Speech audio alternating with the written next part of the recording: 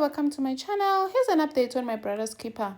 So after eating the dessert that Mamchunu poisoned, he starts coughing. He feels weak. He's like, Ma, what's going on?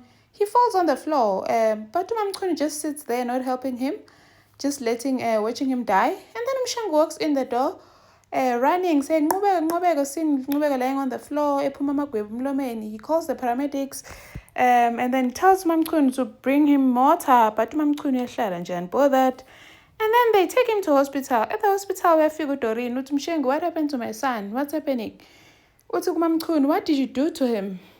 And then the doctor comes and we're like, Isimo is not looking good. Ngubeka does not look good, but they're still doing tests. And then the family starts coming. They call Fakazile or Notonga. They come. Even Dumiso is there. They talk to the doctor saying, can you please save our brother? Even Dumiso is saying, please save him.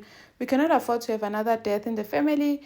And then Utonga, they start asking, ukhetla poison. And then bathi how Dorini, now she finally got the opportunity. But how ma? Utundumiso, please don't accuse my mom like that. Atumshengu, what have you become, Mamchunu? You're like a snake that eats its own tail. But they shocked Odong. I was like, Ma, but you go to church, you pray, what's happening? Akaswe Dorini, ati you all are pretending as if you don't know. Get out, all of you. Hambandla, abachoshe bonke esibhedlela. And then they all leave. Asale noFakazile. And then the doctor comes and says, situation is looking bad. Ungubeko keeps on getting worse and worse. And then Fakazile starts crying. She is cursed. Why is it that every man that she dates or marries dies? First it was crazy, then Tutuga. Now Ngubeko is also going to die.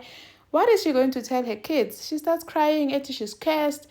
Case Yakhona just attacking the Shabalala boys. Ukhathazile, no, it's not, sis. You are not cursed.